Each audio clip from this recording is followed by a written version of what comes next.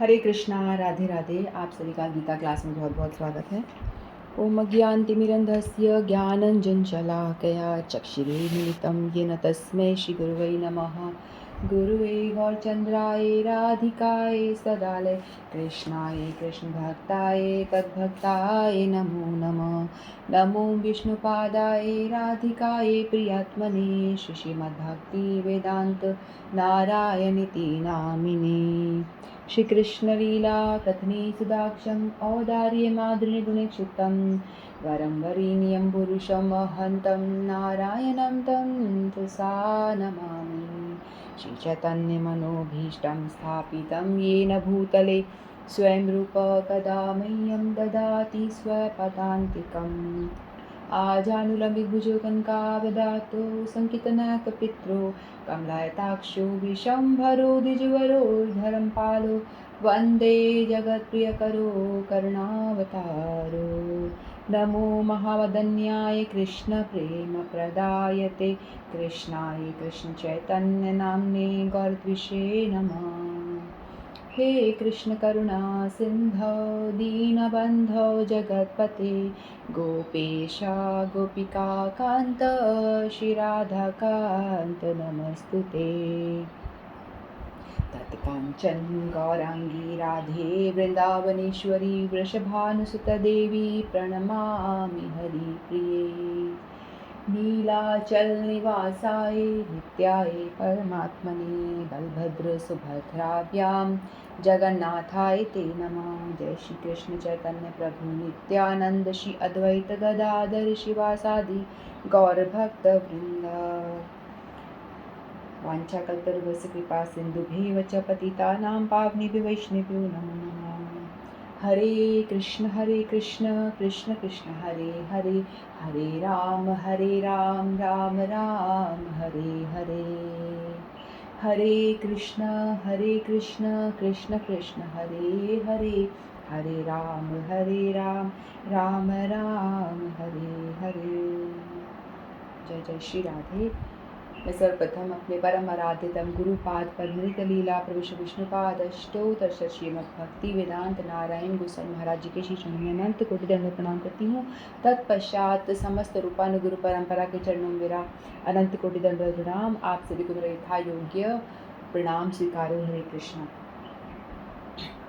तो हम लोगों ने अध्याय 9 कंप्लीट कर लिया था और आज हम जल्दी उसका रिकैप लेंगे, यानी रिवीजन। ठीक है, तो हमारा नवा अध्याय जो था इसका नाम था परम गुह्य ज्ञान। तो भगवान ने इसमें क्या बताया था, अपना गुह्य ज्ञान। देखो 3 तरह के ज्ञान हैं, एक है गुह्य ज्ञान, एक है गुह्यतर ज्ञान, एक है गुह्यतम ज्ञान। ठीक है, तो पहले जो भगवत गीता इटसेल्फ ही जो है ये बहुत ही गुह्य यानी कॉन्फिडेंशियल, गोपनीय है ना। क्योंकि किसी एक व्यक्ति ने बोला कि भाई आप कहते हो कि गीता जी है और बहुत ही गोपनीय ज्ञान, जैसे 9वां अध्याय है, इसमें बताया गया ना परम गुह्य ज्ञान। अर्जुन मैं तुझे बहुत ही गुह्य ज्ञान यानी बहुत ही कॉन्फिडेंशियल बात बताने जा रहा हूँ। तो कोई व्यक्ति ने पूछा किसी वैष्णव को कि आप ये कॉन्फिडेंशियल बात है भगवान कह रहे हैं और ये भगवत गीता तो पब्लिकली सबको बता रहे हो और सबको मतलब बांटते भी है ना, इस्कॉन वाले जो होते हैं सभी लोग गीता जो प्रचार करते हैं वो बांटते रहते हैं इधर उधर। तो बोलते हैं कि आप तो सबको बांटे जा रहे हो, तो ये परम गोपनीय ज्ञान है, तो ये कैसे गोपनीय रहा जब आपने एक एक के हाथ में गीता पकड़ा दी, कोई भी आया ये लो गीता ये लो गीता, तो सभी को मिल गया ये ज्ञान। तो कहाँ से गोपनीय रहा ये। तो उन वैष्णव ने बोला कि गोपनीय तो है, जैसे आप बुक स्टॉल पे चले जाओ, मेडिकल की बुक्स आपको मिल जाएंगी, सबके लिए अवेलेबल है, कोई भी जाओ खरीद के लेकर आ जाओ। ठीक है, लेकिन क्या आप लेकर घर पे आ जाओगे, उसको खोल लोगे तो समझ में आ जाएगी आपको? आपके लिए तो काला अक्षर भैंस बराबर ही होगा ना।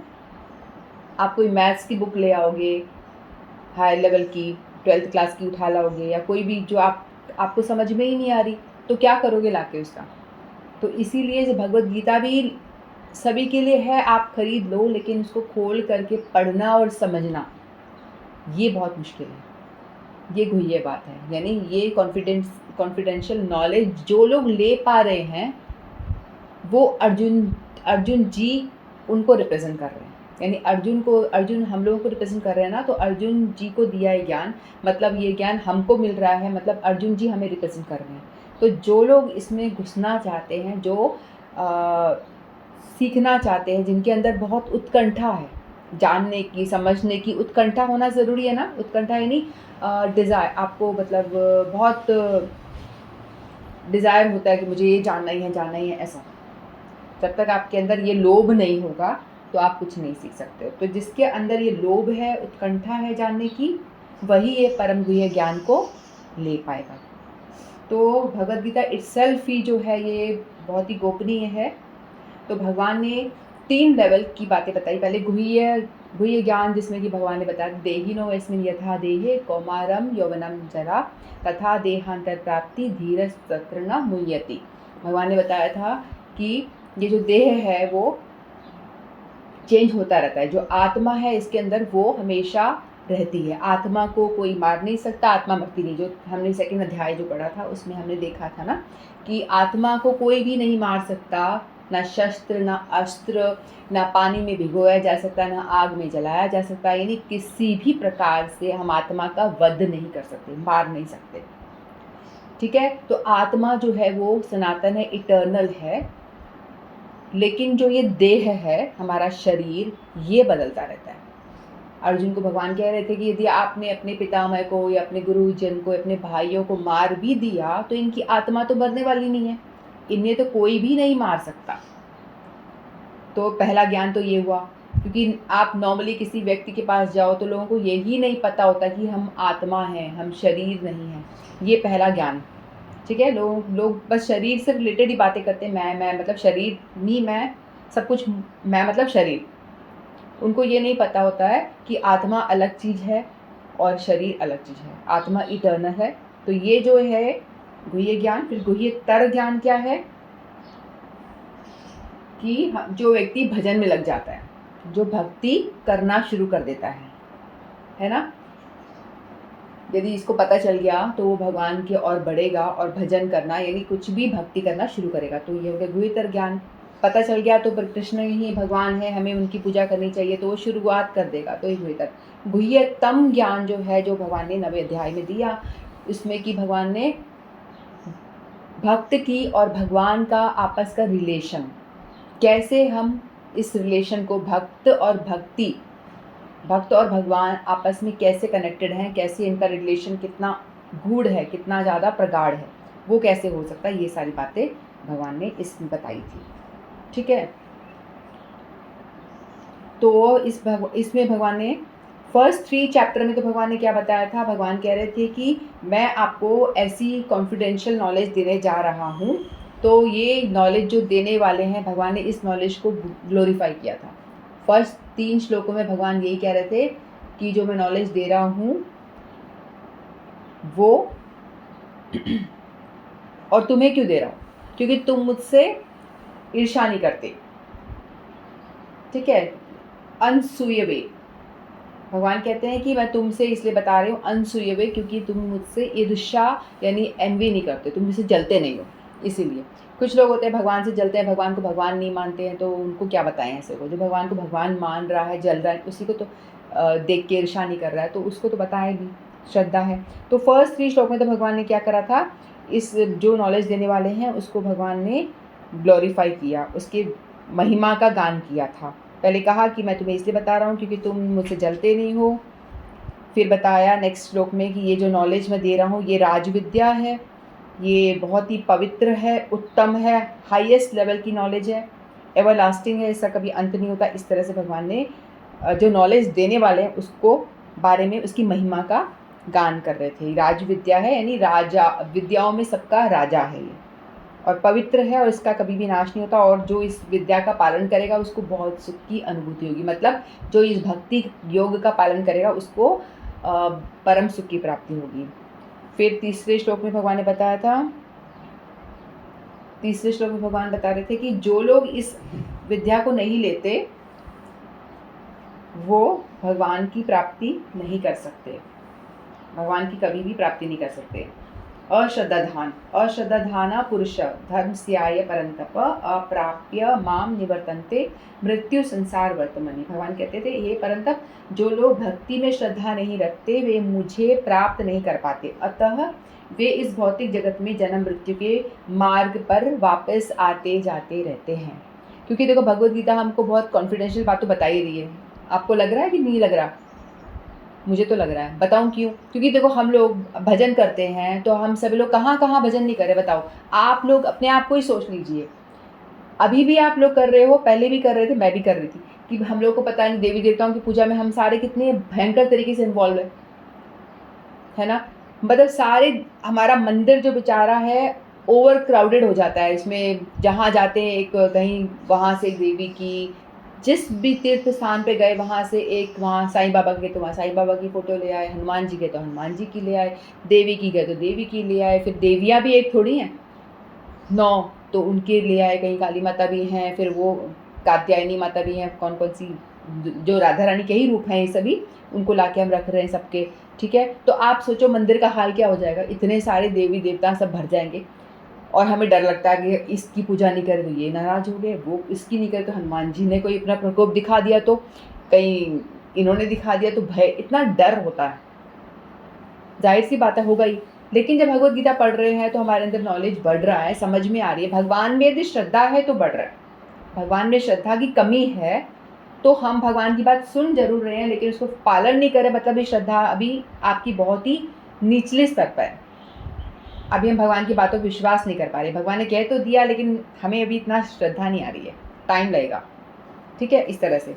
तो भगवान कहते हैं जो लोग होते हैं जो मेरी प्राप्ति नहीं करते, यानी मेरी पूजा नहीं करते, क्योंकि भगवान ने बताया ना कि जो मेरी ही पूजा करता है उसको कितना बेनिफिट है, बताया ना भगवान ने कितना ज़्यादा बेनिफिट होने वाला है। देवी देवताओं के पीछे पड़े रहेंगे तो उस देवी देवताओं की पूजा जो है बहुत ही शॉर्ट टर्म रिजल्ट देने वाली है, क्योंकि देवी देवताओं की पूजा इटर्नल नहीं है, देवी देवता खुद भी इटर्नल नहीं है, वो भी मर जाते हैं, उनका भी जन्म मृत्यु, ब्रह्मा जी भी मर जाते हैं, तो देवी देवताओं की तो बात ही क्या है ना, हमने जाना था ये सब। तो वो लोग क्या आपको दे देंगे, ज़्यादा से ज़्यादा अपना लोक दे देंगे। जब देवी देवता खुद ही परमानेंट नहीं है तो उनका लोक कहाँ से परमानेंट होगा। तो जो भी आप इतनी मेहनत करके देवी देवताओं के पीछे भाग रहे हो, लग रहे हो, उनकी पूजा विधि विधान के साथ, ये करो वो करो, ये हवन वो हवन, सारा का सारा ज़ीरो हो जाने वाला है। तो क्यों मेहनत करनी, गधा मजदूरी हो एक तरह से पिए। तो भगवान कहते हैं कि यदि जिसको भगवद गीता पढ़ने वाले को समझ में आ गया, मुझ पे यदि आपने टाइम स्पेंड करा, मुझ पे अपनी एनर्जी टाइम सब स्पेंड करा, तो वो मैं उसकी रक्षा करता हूँ, वो आपका कभी भी ज़ीरो नहीं होगा। क्योंकि भगवान कह रहे हैं कि मैं खुद परमानेंट हूँ, मैं शाश्वत हूँ, मेरा कभी भी अंत नहीं होता, ना मेरा शुरुआत है ना मेरा अंत है, मैं हमेशा हूँ।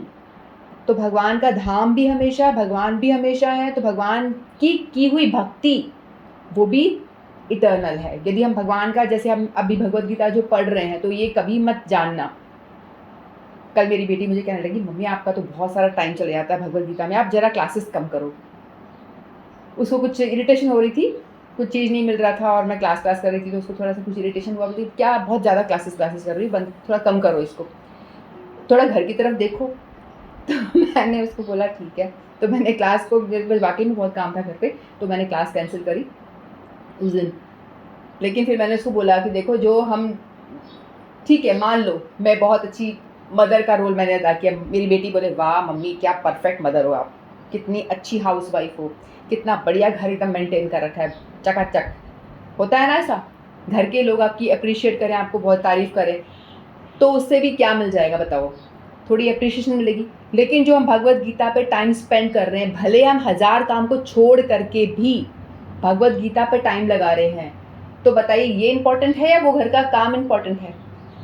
काम को हम थोड़ा आगे पीछे एडजस्ट कर सकते हैं ना, कर लेना, करना ही चाहिए काम को कुशलता से, ये नहीं कह रही मत करो, काम नहीं करना ये मैं बिल्कुल नहीं कह रही, करना है काम बड़ी कुशलता से, अच्छी तरीके से, लेकिन इम्पोर्टेंस ज़्यादा जो है इस चीज़ की है, भजन की, भगवान की भक्ति की जो हम कर रहे हैं उसकी इम्पोर्टेंस। क्योंकि आज हमने जो भी 1 घंटे में, आधा घंटे में जो भी कुछ हमने सीख लिया, सुन लिया, वो कभी भी ख़त्म नहीं होगा। चाहे मैं नेक्स्ट लाइफ में कुछ भी बन जाऊं, मेरा आत्मा कोई सा भी शरीर धारण करे, वो जो भजन हमने कर लिया वो उसका कोई भी नाश नहीं होगा कभी भी। तो हम वहाँ अपनी एनर्जी और टाइम स्पेंड करें जो चीज़ इटर्नल है, हमेशा रहने वाली है। तो मैंने बेटी को बोला मम्मी आपका तो ज्ञान यहाँ भी आ गया। मैंने बोला हाँ आएगा ही, जो करते हैं वो ज्ञान आता ही है वहाँ पे भी। तो इसीलिए कह रहे हैं कि भगवान पे हम टाइम और एनर्जी स्पेंड करते हैं तो वो कभी भी ख़त्म नहीं होती। जो मूर्ख लोग हैं वो भगवान की ओर नहीं बढ़ते, अश्रद्धा दिखाते हैं, तो वो क्या जन्म मृत्यु के चक्कर में फंसे रह जाते हैं। और वो क्या करते हैं, मरते हैं फिर दोबारा जन्म लेते हैं, फिर मरते हैं फिर दोबारा जन्म लेते हैं। उनका आना जाना जो है लगा ही रहता है। फिर 4 से लेके 10 श्लोक में भगवान ने बताया था अपने ऐश्वर्य के बारे में, अपने बारे में भगवान बता रहे थे कि मेरा वैभव कितना है, मेरा ऑपुलेंस कितना, मैं कितना ऐश्वर्य, मेरा अपने विषय में बता रहे थे कि अपना रिलेशन विथ मटीरियल वर्ल्ड, जो प्रकृति है ना, जो संसार हम जहाँ रह रहे हैं उनके साथ में भगवान का क्या रिलेशन है। तो भगवान ने बताया था 4, 5, 6 श्लोक में कि सारे जितने भी लिविंग बीइंग्स जो भी हम देख रहे हैं वो सब मुझ में हैं। एंटायर वर्ल्ड सब कुछ मेरे में है और मेरी एनर्जी द्वारा ही चल रहा है। ठीक है, क्योंकि भगवान में और भगवान की एनर्जी में कोई अभेद नहीं है। जैसे सूरज है, सूरज की रोशनी है, तो रोशनी तभी है जब सूरज है, सूरज नहीं होगा तो रोशनी भी नहीं होगी। तो भगवान और भगवान की एनर्जी, उसमें कोई ज़्यादा डिफरेंस नहीं है। भगवान है तभी तो भगवान की एनर्जी है। तो ये जो एंटायर क्रिएशन जो चल रहा है, जो ये हमारी 14 भुवन में ये ब्रह्मांड जो चल रहा है, अच्छे से अपना वर्क कर रहे हैं, सभी प्लैनेट्स प्रॉपर घूम रहे हैं और सभी चल रहा है, हवा पानी सब प्रॉपर चल रहा है। तो ये भगवान की जो एनर्जी है ना वो कर रहा है। ठीक है, जैसे कि जो वायु है ना आकाश के नीचे रहती है, आकाश के नीचे वायु होती है, लेकिन वायु जो है विंड हमेशा आकाश से अलग है, डिटैच रहती है। तो इसी तरह से जो पूरा इंटायर वर्ल्ड है, जितनी भी दुनिया है हम देख रहे हैं, ब्रह्मांड जितना भी देख रहे हैं, भगवान कह रहे हैं वो सब मेरे अंडर आता है, लेकिन मैं आकाश की तरह उनके ऊपर हूँ और सभी चीज़ों से डिटैच्ड हूँ। ऐसा नहीं है कि मैंने बनाया है तो मैं उसमें बहुत ज़्यादा आसक्त हो गया हूँ। ये ठीक उसी तरह से है जैसे कि हमने वॉशिंग मशीन स्टार्ट कर दी, बटन ऑन कर दिया, कपड़े डाल दिया, डिटर्जेंट डाल दिया और हम चले गए कहीं पे अपना काम करने, तो वो अपने आप अपना वर्क करेगी और अपना कपड़े धो करके बंद कर देगी अपने आप। ठीक है, उसी तरह से भगवान ने स्टार्ट कर दिया, बटन डाल के अपनी दृष्टिपात करके पूरी प्रकृति को चलायमान कर दिया, स्टार्ट कर दिया, और भगवान अपने धाम में यानी अपने घर में मज़े में हैं और उनकी एनर्जी ही काफ़ी है जो ये पूरी सृष्टि को चलाने के लिए लगी हुई है। तो एनर्जी मात्र से ही पूरी सृष्टि जो है वो चल रही है। ठीक है, फिर 5th श्लोक में भगवान कह रहे थे तथापि मेरे द्वारा उत्पन्न सारी वस्तुएं मुझ में स्थित नहीं है, जरा मेरे योग ऐश्वर्य को देखो। यद्यपि मैं समस्त जीवों का पालक भरता हूँ और सर्वत्र व्यापक हूँ, लेकिन मैं इस विराट अभिव्यक्ति का अंश नहीं हूँ, क्योंकि मैं इस सृष्टि का कारण स्वरूप हूँ। तो जैसे हमने बात करी कि भगवान की वजह से सृष्टि है, सभी भगवान की मर्जी के बिना पत्ता भी नहीं हिलता। लोग कहते हैं ना भगवान जो चाहते वैसा ही होता है, तो भगवान की वजह से सब कुछ हो रहा है, भगवान ही है कारण सब चीज़ों के, लेकिन भगवान उस चीज़ से अलग हैं, उसके अंदर भगवान फंसते नहीं हैं। जो मैंने भी एग्जाम्पल दिया अभी, जिस प्रकार सर्वत्र प्रवहमान प्रबल वायु सदैव आकाश में स्थित रहती है, उसी प्रकार समस्त उत्पन्न प्राणी भी मुझ में स्थित जानो।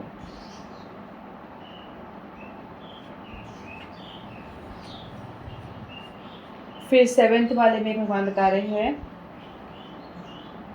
भगवान ने बताया कि किस तरह से वो क्रिएशन करते हैं और डिस्ट्रॉय, क्रिएट एंड डिस्ट्रॉय। जो मटेरियल वर्ल्ड हम देखते हैं, सृष्टि को किस तरह से वो क्रिएट करते हैं, कैसे डिस्ट्रॉय करते हैं। और हमने जाना था कि जब ब्रह्मा का 100 एक दिन पूरा होता है तो एक प्रलय आता है, फिर जब ब्रह्मा के 100 साल पूरे हो जाते हैं तो फिर एक और बड़ा प्रलय आता है, प्राकृतिक प्रलय, जिसमें कि पूरी सृष्टि जितने भी 14 भुवन सारे के सारे, इवन ब्रह्मलोक तक सभी कुछ डिस्ट्रॉय हो जाते हैं। और फिर जो आत्माएं हैं वो सारी आत्मा क्या करती हैं, पहले तो जब एक प्राकृतिक एक प्रलय जब आता है, जब ब्रह्मा जी का एक दिन पूरा होता है तो एक प्रलय आता है जिसमें कि स्वर्गलोक तक की ही 14 भुवन होते हैं ना, उसमें से स्वर्गलोक तक डिस्ट्रॉय हो जाता है, उसमें धरती भी इंक्लूडेड। ठीक है, तो फिर सारी जो जितने भी जीवात्माएं हैं, आत्माएं तो मरती नहीं है ना। चाहे प्रलय आता है, पानी पानी पूरी जगह हो गया तो सारे लोग डूब गए, मर गए उसके अंदर, तो आत्माएं तो नहीं मरेंगी, तो सारी आत्माएं ब्रह्मा जी के अंदर प्रवेश कर जाती हैं। फिर जब दूसरा वाला प्रलय आता है तो ब्रह्मा के हर एक दिन में ऐसा होता है, ब्रह्मा के एक दिन में सृष्टि हो जाती है, रात आती है तो प्रलय हो जाता है, फिर दिन आता है तो फिर ऐसे चलता रहता है। और ब्रह्मा का एक दिन बहुत लंबा है, हमने जाना था। फिर जैसे जब 100 साल हो जाते हैं तो ब्रह्मा जी भी प्रलय में डूब जाते हैं। तो ब्रह्मा जी सारी आत्माएं, सृष्टि में जितनी भी आत्माएं हैं, पशु पक्षी पेड़ पौधे जो भी, सभी के अंदर आत्माएं, पेड़ में भी आत्माएं, तो सारी आत्माएं ब्रह्मा जी के साथ जाके भगवान विष्णु में जाके स्थित हो जाती हैं। और सारी आत्माएं जैसा उन्होंने काम किया होता है, जैसा कर्म उन्होंने किया होता है, अकॉर्डिंगली उनको नेक्स्ट जन्म मिलता है। तो ब्रह्मा दूसरा चेंज हो जाते हैं, फिर बाद में उनको जन्म ऐसा ही मिलता है। ठीक है, जैसे कि हमने पहले एग्जांपल से समझा था, एक मोबाइल फ़ोन होता है, उसके अंदर सिम होती है। हमारा फ़ोन ख़राब हो गया तो उसको फ़ोन हम चेंज कर देते हैं, है ना, लेकिन सिम में जो डेटा भरा हुआ होता है वो उसके अंदर रहता है एज इट इज़। फिर दूसरा अपन फ़ोन लेते हैं, फ़ोन हम अच्छी क्वालिटी का भी ले सकते हैं, छोटा क्वालिटी का भी ले सकते हैं, बटन वाला भी ले सकते हैं, कोई भी ले सकते हैं।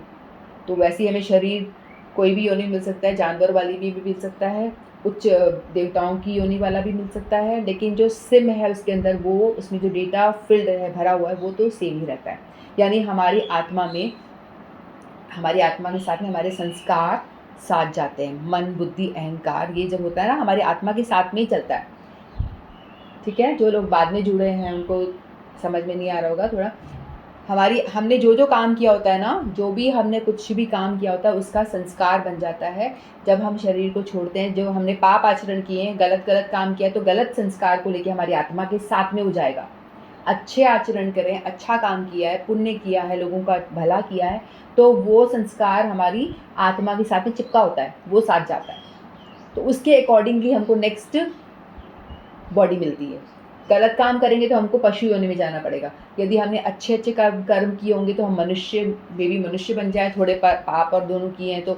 यदि बहुत अच्छे कर रहे हैं पुण्य, तो हम देवता की शरीर में भी जा सकते। देवताओं में और हम मनुष्य में कोई ज़्यादा भेद नहीं होता है, बस वो थोड़े से पुण्यवान होते हैं और मनुष्य जो होता है उनसे थोड़ा नीचे से। बाकी ऑलमोस्ट सेम ही उनका वो होता है, सेम मटेरियल से ही बने होते हैं, क्योंकि वो भी मर जाते हैं, हम भी मर जाते हैं, इसलिए।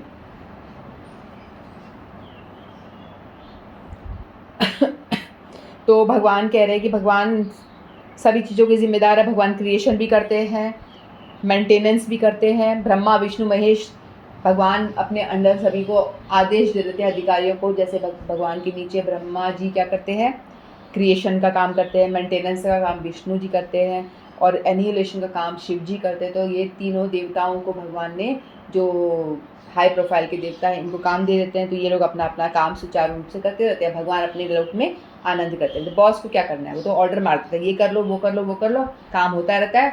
मैं बांसुरी बजा रहा हूँ अपने धाम में। ठीक है, तो सारा काम अपने आप होता है, लेकिन वजह कौन है, भगवान के आदेश पे ही होता है। भगवान आदेश नहीं देंगे, कोई कंपनी का बॉस आदेश देगा तो वर्कर उस हिसाब से काम करेगा, आदेश नहीं देगा तो काम होगा भी नहीं, कंपनी खुलेगी भी नहीं, है ना। लॉक लगा हुआ है, जब बॉस बोलेगा भी ताला खोलो, सभी जाओ, आज छुट्टी नहीं है, काम पे जाओ, तो सभी लोग काम करेंगे। उसी तरह से भगवान ही कारण है ना। डिस्ट्रॉय का कारण भी है, क्रिएशन का कारण भी है, और एनिहिलेशन का, प्रलय का कारण भी भगवान ही है। तो भगवान कहते हैं कि मैं सब कुछ करता हूँ, मेरी वजह से होता है, लेकिन मुझ पे कोई कर्म लागू नहीं होता। हम लोग जो कुछ काम करते हैं तो हमारे पे क्या होता है, कर्म का फल बन जाता है ना। हम लोग पे कर्म का फल बनता है, हमने अच्छा किया तो अच्छा, बुरा फल तो बुरा, ऐसा होता है ना फल। लेकिन भगवान कह रहे हैं मैं सब कुछ करने वाला हूँ, लेकिन क्योंकि वो बॉस हैं तो सारे कर्म मुझे नहीं बांध सकते। जैसे यहाँ बताया भगवान, हे धनंजय, सारे कर्म मुझे नहीं बांध पाते। मैं उदासीन की भांति इन सारे भौतिक कर्मों में सदैव विरक्त रहता हूँ। मुझे मतलब नहीं है, मैंने स्टार्ट कर दी मशीन, अब चलती रहेगी सृष्टि, जिसको जो करना करो। मैं उससे ज़्यादा, मैंने रूल्स एंड रेगुलेशन बना दिया, आपको पालन करना है, करोगे तो बढ़िया, नहीं करोगे तो तुम्हारी प्रॉब्लम। फिर 10वें श्लोक में भगवान क्या कह रहे हैं, मया अध्यक्षेण प्रकृति सूयते अचर चराचरम हेतु नानेन कौन्तेय जगत विपरिवर्तते। तो यहाँ भगवान बता रहे हैं कि जो प्रकृति है ना, मेरे आदेश से काम करती है। जो प्रकृति हम देख रहे हैं संसार में, जो भी कुछ चल रहा है, हो रहा है जो, तो भगवान कह रहे हैं कुंती पुत्र, ये भौतिक प्रकृति मेरी शक्तियों में से एक है और मेरी अध्यक्षता में कार्य करती है, जिसके सारे चर तथा अचर प्राणी उत्पन्न होते हैं। चर अचर का मतलब चर यानी जड़ और जंगम, यानी लिविंग एंड नॉन लिविंग। ठीक है, जंगम यानी लिविंग और जड़ यानी नॉन लिविंग। तो जितने भी हम देख रहे हैं, कुछ भी नॉन लिविंग और अपरा और परा प्रकृति हमने पढ़ा था ना, ये सभी कुछ मेरी वजह से ही हो रहा है। ठीक है, लेकिन मेरी अध्यक्षता में हो रहा है, मेरी अध्यक्षता से ही प्रकृति काम कर रही है। लेकिन और सारे उत्पन्न होते हैं, उनके शासन में ये जगत बार बार सृजित और विनष्ट होता रहता है। भगवान की आज्ञा से, भगवान के कंट्रोल में सब कुछ होता है। भगवान शासन करते हैं, उससे अकॉर्डिंगली सृष्टि होती है, फिर बाद में वो सब कुछ प्रलय भी हो जाता है, विनष्ट भी भगवान ये उसी से होता है। तो कई लोग कहते हैं ना प्रकृति है जो कुछ है, तो भगवान कह रहे प्रकृति कुछ नहीं है, प्रकृति मेरे अंडर ही है। कि जो माया देवी, ये दुर्गा देवी जी हैं, ये प्रकृति का एक रूप है, क्योंकि इन्हीं को दिया गया है संचालन का काम। इनका ही काम है इस सृष्टि का पालन पोषण, संचालन, जो चलाने का काम इनका है। तो प्रकृति जो है वो भगवान की अध्यक्षता में काम करती है। भगवान ऑर्डर देते हैं, अकॉर्डिंगली वो काम होता है। ऐसा नहीं कि प्रकृति ही उनसे ऊपर होगी, उन भगवान की डायरेक्शन में वो काम करती है। अपनी मर्जी के बिना कोई कुछ नहीं कर सकता, पता भी नहीं। फिर 11 to 25 भगवान कुछ टेक्निकल टर्म्स लेते हैं, जैसे डिफरेंट टाइप्स ऑफ वर्शिपर्स के बारे में बात करते हैं, है ना। 11 से लेकर 25 तक भगवान बताते हैं कि भगवान ने बोला, 11 और 12 श्लोक में भगवान कह रहे हैं जो मूढ़ा, जो फूल्स हैं, उनके बारे में बता रहे हैं। भगवान कह रहे हैं, भगवान जब मैं मनुष्य रूप में अवतरित होता हूँ तो जो मूर्ख होता है, मेरा उपहास करते हैं, वे मुझे परमेश्वर के दिव्य स्वभाव को नहीं जानते। मतलब वो उनको लगता है कि एक साधारण सा व्यक्ति मानते हैं, जैसे कोई एक व्यक्ति जन्म लेता है उस तरह से वो भी जन्म लेते हैं और मर जाते हैं, तो उनको भगवान मानते नहीं हैं, नॉर्मल इंसान मानते हैं, तो मूढ़ होते हैं, मूर्ख भगवान कह रहे हैं, ऑर्डिनरी पर्सन मानते हैं भगवान को। फिर भगवान कहते हैं जो लोग इस प्रकार मोहग्रस्त होते हैं वे आसुरी तथा नास्तिक विचारों के प्रति आकृष्ट रहते हैं। वे मोहग्रस्त अवस्था में उनकी मुक्ति आशा, उनके सकाम कर्म तथा ज्ञान का अनुशीलन सभी निष्फल हो जाता है। तो कृष्ण की ओर नहीं बढ़ते, उनका सारा जो है निष्फल हो जाता है, भगवान ने ये बताया। यानी मूर्ख लोगों के बारे में बता रहे थे। ये बेसिकली भगवान देवी देवता के उपासक को भी बार बार यही शब्द यूज़ करते हैं। फिर 3 तरह के उपासक है। एक है अंगोपासना, जो अपने आप को ही भगवान मानते हैं। 3 तरह के उपासक के बारे में भगवान ने बताया था कि मैं भगवान, तू भी भगवान, अपने आप को आत्मा जो भगवान का अंश है, तो मैं भी भगवान, तू भी भगवान, ऐसे। तो ये गलत तरह की जो ये धारणा है, रॉन्ग है। वो भगवान अलग हैं और आत्मा जो है, ऐसा नहीं है कि हमारी आत्मा जाके हम मर जाएंगे तो हमारी भगवान की आत्मा में जाके मिल जाएगा, ऐसा नहीं होता। हमारी आत्मा अलग रहेंगी और भगवान की आत्मा अलग ही रहती है। भगवान में जाके हम मर्ज नहीं हो जाएंगे, मिल नहीं जाएंगे, ऐसा नहीं होता कभी भी। तो वो लोग जो होते हैं इस तरह की भाव को मानते हैं कि हर व्यक्ति में भगवान, तो कुछ ना करने से तो बहुत बेटर है ये भी कि भाई कम से कम तो भगवान का दर्शन तो कर रहे हो किसी जीव के अंदर। लेकिन अपने आप को भगवान मानना ही गलत है, बहुत ही गलत है। बट कुछ भी ना करना, कुछ भी ना ही भगवान के विषय में बिल्कुल ही नहीं करने से कुछ बेटर है।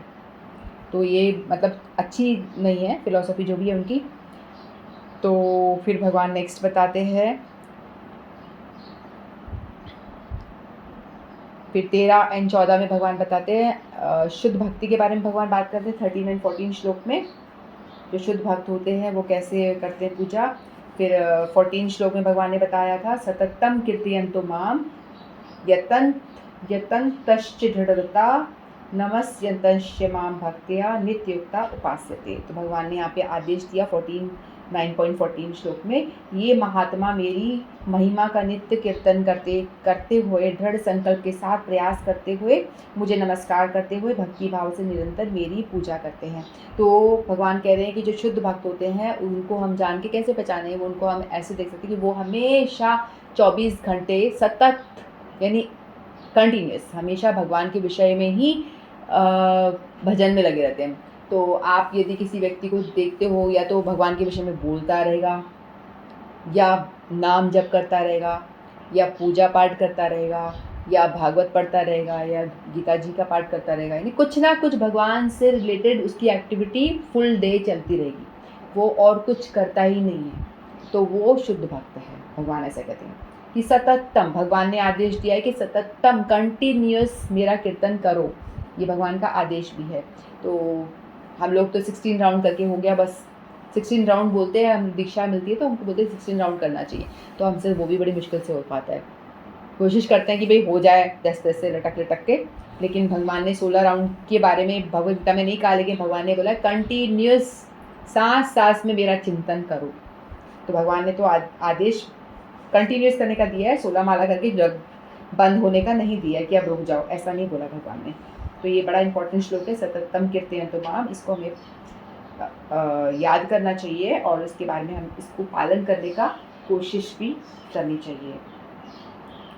फिर भगवान कह रहे हैं, तो इसमें सततम में प्योर डिवोशन के बारे में बात हो रही है कि ऑलवेज बिजी रहता है वो व्यक्ति, हम मेरी ग्लोरी, मेरा फॉर्म के बारे में, मेरी पास्ट टाइम के बारे में बातें करता रहता है हमेशा, ठीक है।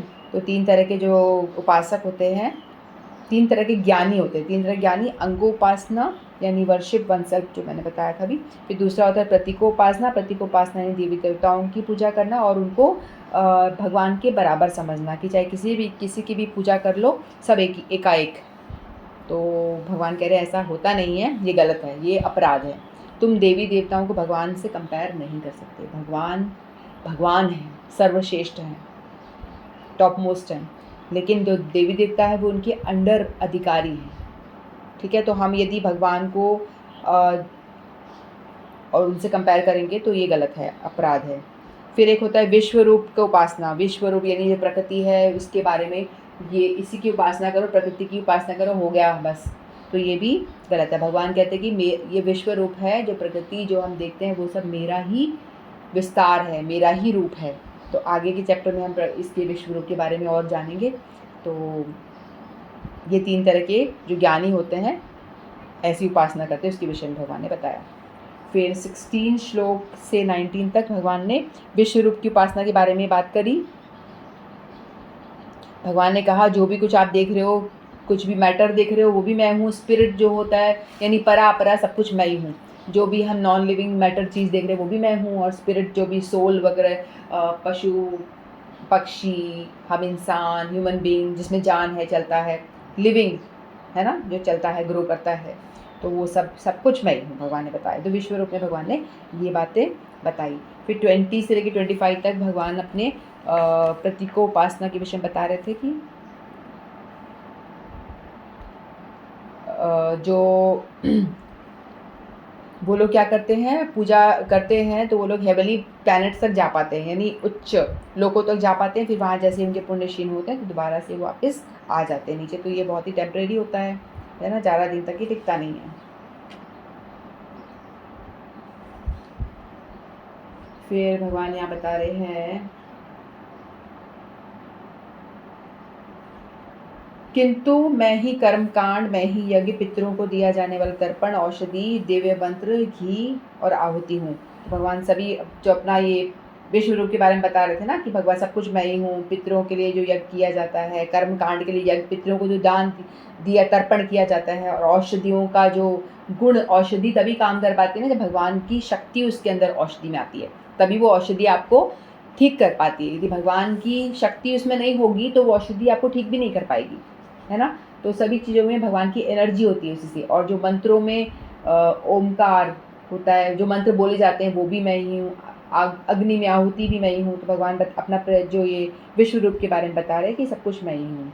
इस ब्रह्मांड का पिता, माता, आश्रय, पिता मैं, जानने योग्य, शुद्धिकर्ता, ओमकार, ऋग्वेद, सामवेद, यजुर्वेद, तो सभी कुछ भगवान कह रहे कि सब कुछ मैं ही हूँ। फिर भगवान 18 श्लोक में बता रहे, मैं ही लक्ष्य पालन करता, स्वामी, साक्षी, धाम, शरणार्थ, शरण स्थली और अत्यंत प्रिय मित्र हूँ। मैं ही प्रलय, आधार, आश्रय, अविनाशी बीज हूँ। सभी चीज़ का बीज भी मैं ही हूँ। मुझसे ही सब कुछ प्रकट होता है और मुझसे ही सब कुछ खत्म हो जाता है। इस तरह से भगवान बता रहे हैं।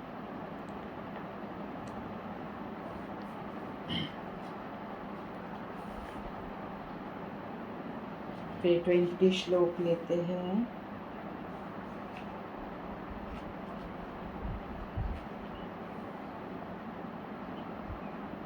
फिर भगवान बताते हैं, इस प्रकार जो उपासक विस्तृत स्वर्गिक इंद्रिय सुख के भोग लेते हैं और उनके पुण्य कर्मशील हो जाते हैं तो वे मृत्यु लोक को पुनः लौट आते हैं। इस प्रकार जो तीनों वेदों के सिद्धांत में दृढ़ रहकर इंद्रिय सुख की गणेशना करते हैं, वे जन्म मृत्यु का चक्र ही मिल पाता है। यानी वही जो यज्ञ वगैरह करते हैं, अनुष्ठान करते हैं और वेदों के हिसाब से कि उनको स्वर्ग की प्राप्ति हो उसके लिए प्रयास करते हैं। उसके बाद में उनको कुछ लोग मिल जाते हैं, यहाँ पे करते हैं, लेकिन बाद में वो पुण्यशील होते ही वापस आना पड़ता है। तो ये जन्म मृत्यु का चक्कर ख़त्म नहीं होता, उनका चलता ही रहता है। पुण्यशील हुए, वापस आ गए फिर यहीं पे। फिर आपने फिर वही दोबारा करा स्वर्ग जाने के लिए, फिर वहाँ गए, काफ़ी लंबे टाइम तक आपने भोग करा, बड़ा उच्च लेवल का आपको भोग मिला, फिर पुण्यशील हुए, फिर आप यहीं पे आ गए। तो क्या उससे कुछ ज़्यादा आपको हासिल हुआ नहीं, है ना। टेम्परेरी चीज़ के पीछे आप भाग रहे हो, लेकिन वहाँ आपको कुछ बेटर मिल रहा है, डेफिनेटली बेटर मिल रहा है, लेकिन वो बहुत ही टेम्परेरी है, ख़त्म हो जाए। हम लोगों को काम करना चाहिए। एक्चुअली होता है क्या है कि हम लोगों को, जो भक्त होता है ना, उसको इंटेलिजेंट इसीलिए कहा जाता है कि अपने एनर्जी, टाइम, सब कुछ वो कहाँ स्पेंड करेगा, जो चीज़ परमानेंट है। ठीक है, ये छोटा बड़ा भोग के पीछे नहीं पड़ना है। यदि हम भगवान कृष्ण की, सिर्फ भगवान कृष्ण की भक्ति के बारे में जोर दिया गया भगवद गीता में, और कुछ नहीं। देवी देवताओं की भक्ति, भगवान कृष्ण की भक्ति सेम नहीं है, बिल्कुल भी सेम नहीं है। ठीक है, इसीलिए भगवान कृष्ण की भक्ति करोगे तो आपको वो मिलेगा जिसका कभी भी नाश नहीं होता और जो कभी भी ख़त्म नहीं होता। चाहे आपने आज मैंने बैठ के बोले हरे कृष्ण कृष्ण कृष्ण हरे हरे, हरे राम राम राम हरे हरे, एक महामंत्र का जप करा। अब किसी में दम नहीं है कि ये महामंत्र का जप जो मैंने अपने, देखो हमारे 3 अकाउंट होते हैं, एक होता है पुण्य वाला, एक होता है पाप वाला, एक होता है हमारा स्पिरिचुअल अकाउंट। ठीक है, हम लोगों को रोज़ ये देखना चाहिए कि हम लोग अपने पाप पुण्य तो हमारे हो जाते हैं, पाप वाला तो भरा पड़ा है हमारा सबका, पाप वाला तो हर दिन भरते चले जा रहा है, उसको तो हम रोक ही नहीं पा रहे, क्योंकि हम बिना भोग लगाए खाना खा रहे हैं, जो भी खा रहे हैं, तो वो उनका तो पाप बढ़ते जा रहा है, बड़ी स्पीड में बढ़ रहा है। क्योंकि बिना भोग लगाए खाओगे तो सारा पाप आपके सर आ जाएगा। तो भगवद गीता से अगर सीख के हमें सीखना चाहिए कि भोग जरूर लगाना शुरू करो, लहसुन प्याज आपको हटाना पड़ेगा तो ही भोग लगेगा, नहीं तो लगेगा भी नहीं। फिर दूसरा पुण्य हमारा कुछ कुछ होता है, भाई हमने चिड़ियों को दाना डाल दिया, कहीं कंबल बांट दी, कहीं खाना बांट दिया, कहीं गरीबों को खाना खिला दिया, कुछ पुण्य हो गया, तो पुण्य वाला भी हमारा नीचे ही रहता है। और स्पिरिचुअल अकाउंट होता है वो हमेशा खाली पड़ा रहता है, उसमें कुछ होता ही नहीं है। तो हम जैसे कुछ लोग हैं जिसमें भगवद गीता का ज्ञान थोड़ा बहुत डाल रहे हैं, अपने अपने अकाउंट पे जा रहा है, आप सब लोग सुन रहे हो ना, आपका अकाउंट थोड़ा थोड़ा भरना शुरू हो रहा है। ठीक है, तो वो, लेकिन जो स्पिरिचुअल अकाउंट है ना, वो सबसे ज़्यादा इम्पोर्टेंट है, क्योंकि यही वाला अकाउंट है हमारे साथ जाएगा। हम जब मर जाएंगे ना, तो ये हमारे साथ हमेशा रहने वाला है। तो हम लोग को हमेशा रोज़ ये देखना चाहिए कि क्या मैंने स्पिरिचुअल अकाउंट में कुछ डाला, आज क्या मैंने डाला। हम लोग ये प्रोग्राम के माध्यम से 2-4 नाम करने का प्रयास करते हैं, 2-2 मिनट या 4-4 मिनट हम लोग जपते हैं, तो ये हमारे अकाउंट में, स्पिरिचुअल अकाउंट में जाता है। भगवद गीता पढ़ रहे हैं, उसका जो हमें स्वीकृति या ज्ञान मिल रहा है वो हमारा स्पिरिचुअल अकाउंट में जा रहा है। तो हमें ये देखना है कि हम हमारा स्पिरिचुअल अकाउंट को कैसे भरें। पाप वाला तो बिना वजह ही भरते चले जा रहा है, पुण्य वाला थोड़ा प्रयास से भरता है, लेकिन स्पिरिचुअल को भी थोड़ा एफर्ट करके, प्रयास करके हमें भरने का प्रयास करना चाहिए, क्योंकि ये हमारे लिए बहुत ज़्यादा इंपॉर्टेंट है। ये हमारे साथ नेक्स्ट लाइफ, क्या अनंत लाइफ तक कभी भी ख़त्म नहीं होगा। तो इस पर हमें ध्यान देना चाहिए, नाम जप करके डालो। अब मैंने महामंत्र बोला, वो मेरे अकाउंट में चला गया, आपने सुना तो आपके में भी गया, ठीक है। तो इसलिए बहुत ज़्यादा इंपॉर्टेंट है कि अपने स्पिरिचुअल अकाउंट को भरें और देवी देवताओं का ये हवन ये सब करके फिर उच्च लोगों में जाके पुण्य भोग के वापस आके भी ज़्यादा कुछ मिलने वाला है नहीं। तो सब यहीं का यहीं धरा का धरा रह जाने वाला है। तो इसलिए बेटर है कि हमें भगवान की ही उपासना करें। फिर 26 to 34 सेक्शन में भगवान क्या बता रहे हैं, तो इसमें भगवान ग्लोरीज ऑफ डिवोशनल सर्विस के बारे में बता रहे हैं कि किस तरह से डिवोशनल सर्विस जो है, भगवान की भक्ति करना जो है बहुत ही आसान है, इसमें कुछ भी मुश्किल नहीं है। उसके पहले वाले श्लोक में भगवान ये बता रहे हैं जो देवताओं की पूजा करते हैं वो देवताओं के बीच जन्म लेंगे। ऐसा हम कहते हैं ना कि जो जहाँ पे भी जो भी जिसकी भी पूजा कर ले, जाना तो एक जगह ही है, चाहे कृष्ण की कर लो, चाहे शिव जी की कर लो, चाहे गणेश जी कर लो, सब जिसका जिसमें मन कर रहा है उसी कर लो, जाना तो एक ही जगह है। बिल्कुल गलत बात है। भगवद गीता बताती है जो देवताओं की पूजा करते हैं वो देवताओं के बीच रहेंगे, देवताओं के लोक तक रहेंगे। जो पितरों को पूछते कई होता है, पितरों को बहुत फोटो लगा के बहुत पूजा वूजा करते हैं अपने जो जा चुके हैं उन लोगों की, तो पितर लोग चले जाएंगे। ज़्यादा आप उसमें इन्वॉल्व हो जाओगे तो आप पितृ लोग को पाओगे। और जो भूत प्रेतों की हम लोग देखते हैं ना, शमशान घाट में जाके पता नहीं कुछ कुछ करते रहते हैं लोग बाग, कुछ सिद्धियाँ पाने के लिए भस्म बॉडी में लगाते हैं, ना जाने क्या क्या करते हैं। तो वो लोग भूत प्रेत की उपासना करने वाले भूतों को ही प्राप्त होते हैं, उन्हीं की योनि में जाएंगे वो लोग, उन्हीं के बीच जन्म लेंगे, फिर वो भूत बन के घूमेंगे। और भगवान कह रहे हैं जो मेरी पूजा करते हैं वो मेरे पास सदा निवास करते हैं। तो हमें सोचना है कि हमें कहाँ जाना है। देवताओं के पास चले जाओगे टेम्परेरी है, वापस आ जाओगे। इसीलिए बेटर यही है, सबसे बेस्ट यही है कि हम भगवान की ही पूजा करें ताकि भगवान के पास ही जा पाएँ।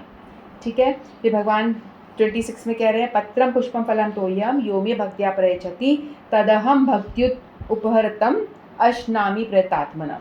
तो भगवान कह रहे हैं भक्ति करना तो बहुत ही सरल भी है, कुछ आपको श्लोक कुछ सही उच्चारण करने की ज़रूरत नहीं है, पंडित को बुलाने की ज़रूरत नहीं है, कोई देसी घी शुद्ध ढूंढने की ज़रूरत नहीं है, चंदन की लकड़ी ढूंढने की ज़रूरत नहीं है, ऐसा ब्राह्मण ढूंढने की ज़रूरत नहीं जो मंत्र स्पष्ट बोले, वो भी आवश्यकता नहीं है, उसको पैसे देने की भी किसी को कोई आवश्यकता नहीं है।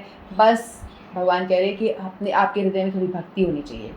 यदि आपके हृदय में भक्ति है तो आप भक्ति भाव से, मुझे आपके पास पैसे नहीं है, गरीब हो तो कोई बात नहीं, अपने गार्डन से तुलसी का पत्ता तोड़ ला दो, पत्ते भी नहीं, एक पत्ता चढ़ा दो मुझे, मैं खुश हो जाऊंगा। एक फूल तोड़ के ला, इधर उधर से तोड़ के मेरे को चढ़ा दो, फल कोई भी तोड़, एक सस्ता से सस्ता केला दे दो मुझे, तो या पानी तो सबके पास होता ही है, पानी दे दो। यानी आपको भक्ति के लिए कोई बड़े बड़े साधन, बड़ा बड़ा पैसा की कोई आवश्यकता नहीं है कि बड़ा धन चाहिए कि आप तभी भक्ति कर पाओगे, कोई भी ऐसी आवश्यकता नहीं है। भगवान कहते हैं कि पत्रम पुष्पम फलम तोयम, एक आप जो मुझे भक्ति भाव से यदि चढ़ाता है तो मैं उसे बड़े प्रेम से ग्रहण करता हूँ।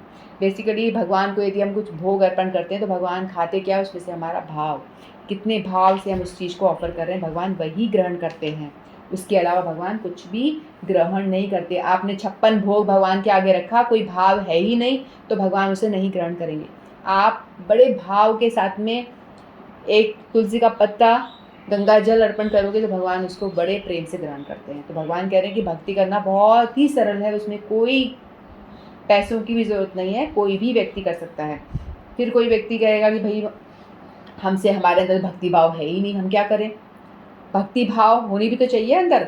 तो पत्रम पुष्पम तभी अर्पण करेंगे, भक्ति भाव होगा। तो भगवान कहते हैं, नेक्स्ट भगवान ने कहा यत् करोषि यदश्नासि यज्जु होषि ददाति यत् तत्तपस्यसि कौन्तेय यत् कुरुष्व मदर्पणम। भगवान कह रहे हैं कि ठीक है, जो काम कर रहा है तू, कर्म तो करेगा ही ना, कर्म करे बिना तो रहेगा ही नहीं, तू कर्म तो कुछ ना कुछ करेगा ही, तो जो भी कुछ कर रहा है वो मुझे अर्पण कर दे, ये तो कर सकता है, तो ठीक है। तो भगवान ने और ईजी कर दिया कि जो भी काम कर रहे हो, कुछ भी कमा रहे हो, घर का काम कर रहे हो, बाहर जा रहे हो, बच्चों को पाल रहे हो, ये खाना बना रहे हो, जो भी कुछ एक्टिविटी A to Z जो कुछ कर रहे हो, सब भी कुछ तुम मुझे अर्पण करते चलो।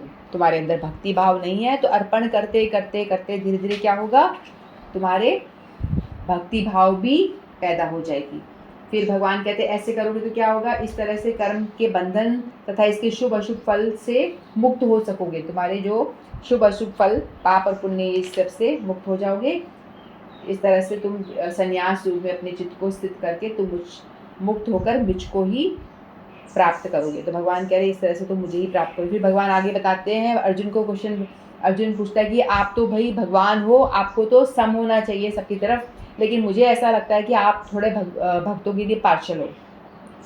तो भगवान कहते हैं कि मैं ना तो किसी द्वेष करता हूँ, न किसी के साथ पक्षपात करता हूँ, मैं सबों के लिए संभाव हूँ, किंतु जो भी भक्ति पूर्वक मेरी सेवा करता है वह मेरा मित्र है, मुझ में स्थित है और मैं उसका मित्र हूँ। भगवान कहते हैं कि देखो, मैं सूरज की रोशनी, चाहे पापी हो या भक्त हो या अभक्त हो, मेरी पूजा करे या ना करे, मैं सबको बराबर सूरज की रोशनी दे रहा हूँ। मैं पानी भी सबको दे रहा हूँ, मैं खाना भी सबको दे रहा हूँ। कोई मेरा भजन करे ना करे, मुझे कोई मतलब नहीं। मैं सबको समभाव से, क्योंकि मैं भगवान हूँ, मैं पिता हूँ, इसलिए अपने बच्चों का ध्यान रखना मेरा कर्तव्य। मैं सबका ध्यान रख रहा हूँ, सबको खाना पानी, सब कुछ आवश्यक चीज़ें, रोटी कपड़ा मकान प्रोवाइड कर रहा हूँ, सबको दे रहा हूँ। लेकिन अर्जुन के मन में भाव आया ना कि आप भक्तों के प्रति पार्शल। तो भगवान कहते कि हाँ देखो, जो मुझे बार बार बुलाता है, मेरा नाम जपता रहता है बार बार, तो मैं मुड़ के देखता हूँ कौन बुला रहा है। कोई बार बार हरे कृष्णा कृष्णा कृष्णा हरे हरे कर रहा है, तो बोले कौन मुझे बुला रहा है। हम भी चल रहे होते हैं, तो पीछे से कोई मुझे बुलाएगा नाम देके, तो मैं पीछे मुड़ के देखूंगी ना कौन है मुझे बार बार बुला रहा है। एक बार इग्नोर किया, 2 बार इग्नोर किया, लेकिन एक बार तो पलट के देखूंगी, भाई क्यों बार बार बुला रहे, क्या बात है, कैसे बुला रहे, पूछेंगे ना हम लोग। तो जब हम साधारण इस धरती के जीव ही नाम बुलाने पे पीछे मुड़ के देखते हैं, उसके प्रति अटैचमेंट हो जाता है। एक टीचर होता है, बच्चा बार बार मैम मैम मैम मैम करता है, तो बोलते हैं हाँ बेटा क्या बात है, उसकी थोड़ी सहानुभूति होती है ना, उसके पास हम जाते हैं, उसकी थोड़ा सा कनेक्शन हो जाता है। घर पे भी बच्चा माँ मामा कर रहा है तो लगता है कि हाँ, है ना। उसी तरह से भगवान का भी नाम जो निरंतर जपता है, हरे कृष्ण कृष्ण कृष्ण हरे हरे, हरे राम राम राम हरे हरे, बार बार बोलेंगे तो भगवान उसकी तरफ देखते हैं, ये मेरा भक्त है, कितना प्यारा है, मेरे को नाम जप रहा है, कंटिन्यूस मेरा नाम ले रहा है। तो भगवान कहते हैं जो निरंतर मेरा स्मरण करता है, निरंतर जपना मतलब स्मरण करना भगवान का, निरंतर मेरा नाम जप करता है, मेरे विषय में सोचता है, मेरे ही सब कुछ, मेरे लिए जो कर रहा है, मतलब मेरे लिए जो कुछ करेगा, तो क्या मेरा फर्ज नहीं बनता कि मैं उसको देखूं। तो इसमें पार्शियलिटी की बात कहाँ से आ गई? ये तो स्वाभाविक है ना, स्वाभाविक है। 4 बच्चे हैं, चारों बच्चों को पिता बराबर सब कुछ दे रहा है, सबका टेक केयर कर रहा है, लेकिन एक पिता के लिए, पिता के लाए हुए मिठाई को ही पिता को पहले ऑफर कर रहा है। पिता ने मिठाई लाके सबको एक एक लड्डू दिया, है ना, सबने खा लिया, उठा उठा के अपना खुद खा लिया। एक बेटा छोटा वाला आया, पापा पहले आप खाओ, तो पापा ने खाया, पापा को कितना प्रेम आएगा उस पर, आएगा कि नहीं आएगा, वाह तो मुझे खिला रहा है, हालांकि पिता ने ही ला के दिया है, वो उसी चीज़ को उसको एक बार मुंह में लेके दिया, तो पिता कितना लाड करेगा उसका, करेगा कि नहीं करेगा। आपके साथ भी आपके बच्चे ऐसे करे तो होगा ही ना। तो वही ठीक चीज़ हमारे साथ भी है, भगवान ने ही सब कुछ दिया, खाना पानी सब कुछ भगवान का दिया हुआ ही हमारे पास में है, लेकिन हमारे पास भगवान का दिया हुआ यदि हम भगवान को एक बार ऑफर कर देते हैं कि पिता तुम पहले खा लो, तो पिता बड़े खुश हो जाते हैं।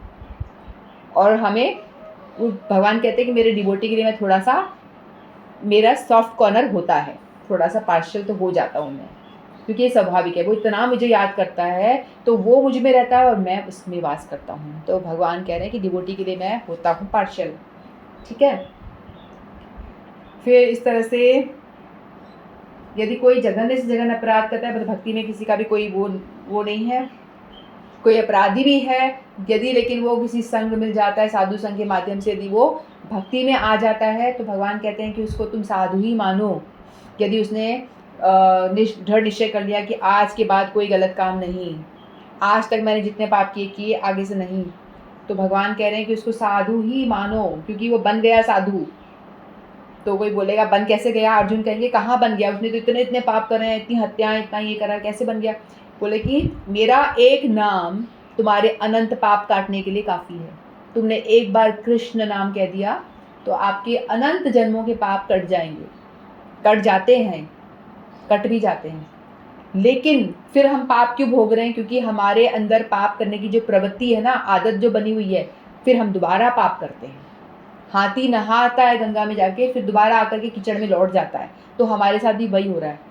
हम लोग नाम जप करके पवित्र हो जाते हैं, हमारे अनंत पाप नाश हो जाते हैं। जितने भी पाप किए हैं, अगर सीधे सरल हृदय से हम कन्फेस करते हैं कि हम पाप नहीं करेंगे और नाम जपते हैं, तो हमारे अनंत जन्मों के पाप कट जाते हैं। एक नाम में इतना सामर्थ्य है।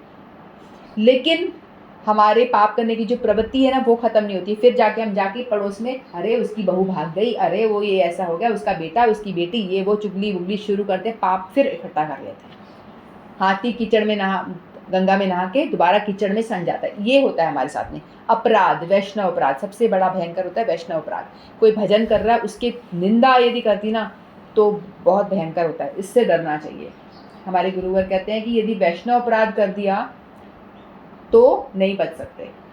वैष्णव जो भजन में लगा हुआ है उसकी निंदा कभी मत करना। हम लोग देखते हैं कि लोग भजन में भजन कर रहे हैं, हमें उस दिखता भी है कि पाप भी कर रहा है, दिखता भी है ना कई दफ़ा कि उसका कितना क्रोध भी आ रहा है, उसको ऐसा कैसा भक्त है, उसको कितना गुस्सा भी आ रहा है। भाई उसके अपराध ख़त्म थोड़ी ना हो गए हैं, वो भजन की प्रोसेस में लग गया है, लेकिन उसके अपराध करने का वो धीरे धीरे क्लीनिंग चल रही है ना। नाम अंदर जाके क्लीनिंग करता है। नाम क्या करता है? खुद नाम प्रभु स्वयं हृदय में जाकर के सफाई शुरू कर देते हैं आपके अंदर हृदय की। जो क्रोध, लोभ, ईर्ष्या, द्वेष ये सब बैठा हुआ है ना अंदर गंदगी, उसकी सफाई नाम जितना जितना जपोगे आपकी हृदय की सफाई होती चली जाएगी। तो हमें ऐसा नहीं देखना चाहिए ये इसने इतना गलत काम किया है, 100 चूहे खा के बिल्ली चली हज को। अभी तो हमें हज को जा रही है ना, वो अच्छा काम करना शुरू कर दिया तो डेफिनेटली वो बन ही जाएगा महात्मा। तो भगवान कह रहे हैं कि क्षिप्रम भवति धर्मात्मा, वो शीघ्र ही धर्मात्मा बन जाएगा। तो उसको तुम उसकी निंदा मत करना, नहीं तो तुम्हारा विनाश हो जाएगा, ऐसा भगवान कहते हैं। हे कुंती पुत्र, निडर होकर घोषणा कर दो मेरे भक्त का कभी विनाश नहीं होता, वह तुरंत धर्मात्मा बन जाएगा। तो भगवान उनको कह रहे हैं कुंती पुत्र को, अर्जुन को भी तुम घोषणा करो। तो भगवान को अर्जुन बोले मैं क्यों करूँ, तुम कर दो ना, तुम बता रहे हो, तुमने रूल बनाया हो तो तुम ही करो घोषणा। कहते हैं कि मैं घोषणा नहीं करूँगा, देखो मेरी बात पे मुझे विश्वास नहीं है, तुझे बचाने के लिए, तू मेरा बड़ा अच्छा भक्त है, बड़ा मुझसे प्रेम करता है, मैं भी तुझसे करता हूँ, तो मेरा तेरे पर बड़ा ही प्रेम है, तुझे बचाने के लिए मैंने कितनी बार क्या क्या नहीं करा। आप महाभारत देखोगे, भगवान ने बहुत सारी पॉलिटिक्स खेली है अर्जुन को बचाने के लिए, अपने भक्त को बचाने के लिए। तो मैं तो अपनी प्रतिज्ञा तोड़ देता हूँ अपने भक्त के लिए, लेकिन भक्त ने यदि प्रतिज्ञा कर ली उसके लिए मैं कुछ प्रतिज्ञा नहीं तोड़ूंगा। इसलिए तू भक्त है, तू प्रतिज्ञा कर। क्योंकि भगवान ने अर्जुन को बचाने के लिए रथ का पहिया उठा लिया था ना। भगवान ने कहा था कि मैं युद्ध नहीं करूंगा, शस्त्र नहीं उठाऊंगा, तो पहिया उठा लिया, ये नहीं उठा लिया ना शस्त्र। लेकिन बोलते हैं कि भगवान कहते हैं कि मैं तो भक्त के लिए उठा भी लेता हूँ और अपनी प्रतिज्ञा को तोड़ भी देता हूँ, लेकिन यदि मेरी भक्त ने प्रतिज्ञा कर ली तो उसकी प्रतिज्ञा का मैं मान रखता हूँ, यानी और उसको मैं कभी नहीं तोड़ता। इसीलिए कह रही तू प्रतिज्ञा कर कि मेरे भक्त का कभी भी विनाश नहीं होता, चाहे वो थोड़ा बहुत गिर भी जाए, उसकी अपनी पुरानी आदतों की वजह से डामाडोल उसकी लाइफ में हो जाए, अप्स एंड डाउन्स आए, भक्ति से गिर भी जाए, लेकिन तो भी जितनी भक्ति करी वो तो बनी रहेगी ना, उसका तो विनाश होगा नहीं, तो उसका कभी भी विनाश नहीं होता। तो देखो कृष्ण भक्ति में कितने सारे फ़ायदे हमने इस चैप्टर में जाना ना, कि मतलब फ़ायदे ही फ़ायदे, फ़ायदे ही फ़ायदे। तो हम लोगों को सबको चाहिए मूर्ख ना बने, भगवान कृष्ण की ओर बढ़े, भगवान कृष्ण की ओर बढ़े, मूर्खतावश हम उल्टे सीधे काम ना करें, भगवान की ओर बढ़े। भगवान अनन्य भक्ति तभी हो पाएगी ना जब हम भगवान की ही भक्ति करेंगे। भगवान ने बोला ना अनन्यश्चित्यास्तुमान, ये श्लोक आया नहीं, कहाँ चला गया? भगवान ने बताया था ना कि एक मेरा ही पूजा करना है और किसी का नहीं। अनन्याश्चिंत्य माम, भगवान ने कहा था कि मेरी ही करनी है पूजा, उसका मैं ध्यान रखता हूँ, उसके पास जो है उसका मैं ध्यान रखता हूँ और जो नहीं है उसकी रक्षा करता हूँ। इससे जुड़ी कथा याद आ रही, सुना दूँ क्या? आप लोग बोलोगे बहुत टाइम लेती है, कोई बात नहीं, ले लेती हूँ। एक बार एक गुड़िया होती है, ठीक है, मैंने ये 9 बजे की क्लास में जो आता है उसमें सुनी, संजय प्रभु ने सुनाई थी, उसकी सुनी मैंने। वो कह रहे थे एक बार एक गुड़िया अम्मा होती है, बहुत ज़्यादा भक्ति करती थी और उनके बहुत ही गरीब होती है, उसके पास में कुछ भी नहीं होता, ठीक है। तो उसके पास में एकमात्र एक सुई होती है, सुई होती है, तो सुई से भगवान की सेवा करती थी। कैसे? सुई से माला बनाती थी, फूल तोड़ के लाती थी, माला बना बना करके भगवान को ऑफर करती थी, भगवान को अर्पण करा करती थी। तो रोज़ सुई एकमात्र उसके पास साधन था जिससे कि वो भगवान की भक्ति करती थी। वो इतनी गरीब थी, बूढ़ी अम्मा थी, ठीक है। तो एक दफ़ा भगवान उससे बड़े प्रसन्न होते हैं, भगवान उसको दर्शन देते हैं, कई दफ़ा दर्शन देते थे क्योंकि प्रेम बहुत ज़्यादा था। तो एक दफ़ा सपने में आके भगवान ने बताया कि आप ऐसा करना, कल ये गाँव खाली कर देना क्योंकि यहाँ पे बहुत तेज़ बाढ़ आने वाली है। तो बूढ़ी अम्मा को तो भगवान पे ट्रस्ट था पूरा 100%। उसने जाके सभी को बोला कि एक काम करो, सारे के सारे गांव खाली कर दो, यहाँ बाढ़ आने वाली है, सभी गांव छोड़ दो, कल दोपहर 12 बजे यहाँ पे बाढ़ आने वाली है, सब गांव को छोड़ दो।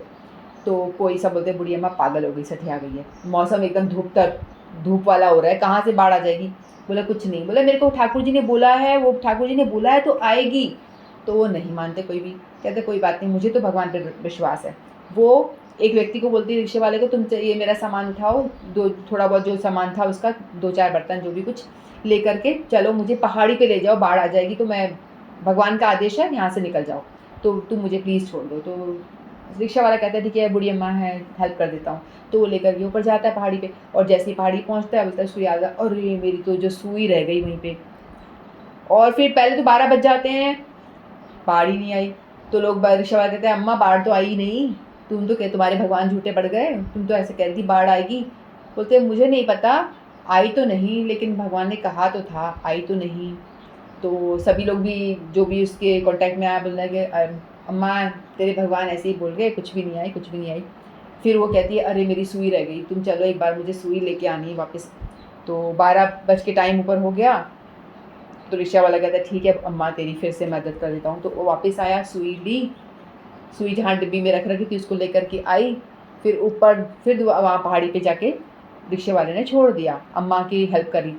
और जैसे ही वो ऊपर पहुँचा, सुई लेकर, अम्मा की सुई जो भगवान की भक्ति जिससे कर रही थी वो रह गई थी वहाँ पे। भगवान कहते हैं ना कि मैं मेरे भक्त के पास जो है उसकी रक्षा करता हूँ, तो अम्मा के पास तो एक सुई थी एकमात्र, तो उसकी रक्षा के लिए वो बाढ़ को टाल दिया भगवान ने, नहीं आई। जैसे ही सुई ऊपर चली गई, बुढ़िया सेफ पहुँच गई, इतनी तेज सैलाब आया, पानी की बहाव तेज आई, सब कुछ एकदम से बादल फटा, क्या हुआ, सब बह गया, सब एकदम तहस नहस।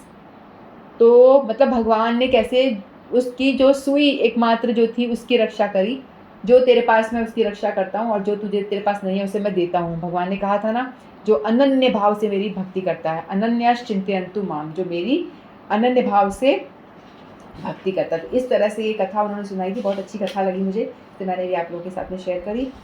तो ऐसी भक्ति होनी चाहिए हमें, ऐसा नहीं है कि कभी मतलब व्यभिचारिणी भक्ति नहीं होनी चाहिए। व्यभिचारिणी भक्ति कि पति तो एक होता है ना, कभी ये कभी वो कभी वो कभी वो, ऐसा नहीं, एक, बस एक तो एक, उसके अलावा और कुछ नहीं, ऐसा होना चाहिए। तो हम भगवद गीता के माध्यम से हम कम से कम ये चीज़ जान रहे हैं, सीख रहे हैं। हो सकता है धीरे धीरे हमारी प्रैक्टिस हो जाए, मेरी बता रही हूँ, धीरे धीरे हो जाए, कभी हम भी अनन्य चिंतयन्तु माम ये वाली श्लोक को हम फॉलो कर पाएँ, और अच्छे से भक्ति कभी हमारी भी ऐसी हो, और भगवान हमारी भी सब चीज़ों की रक्षा करें इस तरह से। फिर भगवान बताते हैं लास्ट में 29 to 31 पे भगवान बताते हैं जो भक्ति से मतलब वो डगमगा जाता है उसको भी मतलब भजन ही समझो, महात्मा ही समझो। फिर लास्ट में 32-33 में भगवान बताते हैं कि जो ऐसी भक्ति करेगा वो मुझे ही प्राप्त होगा। फिर भगवान ने बताया था चाहे स्त्री हो, चाहे निम्न जाति हो, वैश्य हो, व्यापारी हो, कोई भी भक्ति में सबका अधिकार है, कोई भी भक्ति कर सकता है। चाहे निम्न जाति वाली बात करें, बाद में ऊपर के लोगों, ऊपर के उसमें आए, धर्मात्मा हो, ब्राह्मण हो, भक्त हो, राजऋषि वो सभी भी भक्ति कर सकते हैं, कोई भी भक्ति कर सकता है। और राजा है लेकिन यदि भजन नहीं करता तो वो व्यर्थ है ना। चाहे वो गरीब इंसान है, भजन करता है तो वो श्रेष्ठ है। तो भक्ति में हर एक का अधिकार, स्त्री का भी है, ब्राह्मण का भी है, शूद्र का भी है, मुसलमान मलीच कुल का भी है, नहीं कोई भी भक्ति में प्रवेश कर सकता है। भक्ति के लिए ऐसी कोई हमारी क्वालिफिकेशन नहीं चाहिए कि हमारे पास में हम ब्राह्मण कुल में होंगे तो ही भक्त बन सकता है, ऐसा नहीं है, कोई भी भजन कर सकता है। फिर लास्ट में भगवान कहते हैं जो बिल्कुल एसेंस ऑफ दिस चैप्टर है 9 का, या भगवद गीता का ही सार जो है ये, कि मन मना भव मद भक्तो मध्याजी माम नमस्करो मामे वैश्यसी युक्तैव आत्मना मत परायणा। तो भगवान कहते हैं अपने मन को मेरे नित्य चिंतन में लगाओ, मेरा भक्त बनो, मुझे नमस्कार करो, मेरी पूजा करो। इस प्रकार मुझ में पूर्णतया तल्लीन होने पर तुम निश्चित रूप से मुझको ही प्राप्त होगे। यानी हमेशा कंटिन्यूअस सतत हमें भगवान का स्मरण करना चाहिए, भगवान का चिंतन, भगवान की कथाओं का, भगवान की लीलाओं का चिंतन करो, भक्त बनो। कुछ नहीं होता तो नमस्कार तो कर ही दो, चलते फिरते नमस्कार करके चले जाओ। भगवान कितना ऑप्शन देते हैं, ये नहीं तो ऐसा तो कर ले, ऐसा तो कर ले। हम बोलेंगे नहीं होती हमसे पूजा पाठ, हमसे नहीं होगा, अरे कोई बात नहीं, तो आता जाता मुझे नमस्कार तो कर सकता है कि नहीं? हाँ ठीक है, चलते फिरते अब आपको प्रणाम करूँगी, ये करूँगा। तो प्रणाम करोगे, आते चलते जितनी बार जा रहे हो मंदिर के आगे से भगवान को प्रणाम करो, ऐसा बना लो नियम। फिर करते करते भगवान बोलेंगे, बैठा ही लेंगे आपको, बोलेंगे अब एक आरती गा ले मेरे पास बैठ के। तो ऐसे करते करते भगवान जो है बड़ी टेढ़ी खीर है। कहते हैं कि जो कृष्ण भक्ति होती है ना, भगवान कृष्ण कैसे हैं? टेढ़े हैं ना। तो कृष्ण भक्त जो होता है ना, भक्ति ऐसी है, टेढ़ी है, या तो घुसती नहीं है।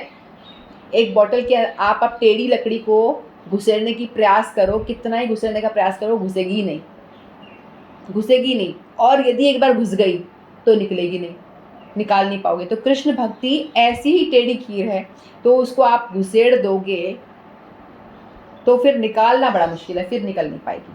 तो इसीलिए भगवान कहते हैं कि कृष्ण भक्त बनो, और जो मेरा भक्त बन गया वो मेरे धाम में आएगा, इसकी मैं फुल गारंटी देता हूँ। तो इसलिए हम लोग को चाहिए कि हम भगवान की भक्ति ही करें, ठीक है। तो ये जो लास्ट वाला श्लोक है इसको हम याद भी करें। तय करके नवारिको ब्राह्मणिति वाञ्छाकल्पतरुभ्यश्च कृपा सिन्धुभ्येव च पतितानां पावनेभ्यो वैष्णवेभ्यो नमो नमः। श्रीमद्भगवद्गीता की जय। आप सभी की जय। हरे कृष्णा।